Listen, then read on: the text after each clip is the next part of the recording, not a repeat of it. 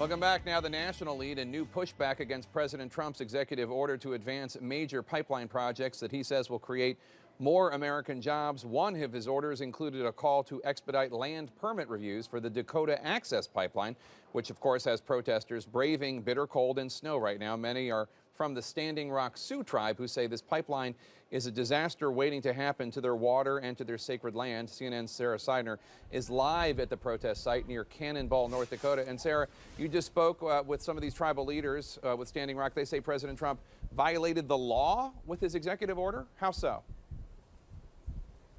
Yeah, it's interesting because they say what they think he is trying to do is violate the law. But indeed, in his very memoranda, he says as long as federal laws are followed. And so you have this split. However, there is a very harsh reaction from the tribe about this memoranda, and partly because they believe that what it's really trying to say is that he's going to go ahead and try to push this plan through that they have been fighting. I want to give you some idea of what the camp looks like now, because you'll remember I was here talking to you just a month ago and it looked very different. There were thousands, 10,000 people that were here. Now it's about 500, and it's been a very subdued reaction from the folks who have been inside of this camp, Jake. They have not come out in big numbers to protest this. They have not gone and had clashes with police who are on the other side or the National Guard right now.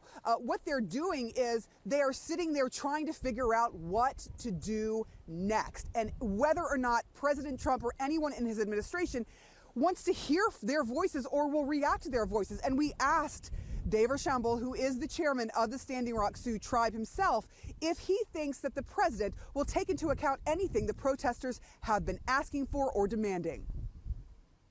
He values money. He doesn't value people. So he's not going to hear anybody when they're talking.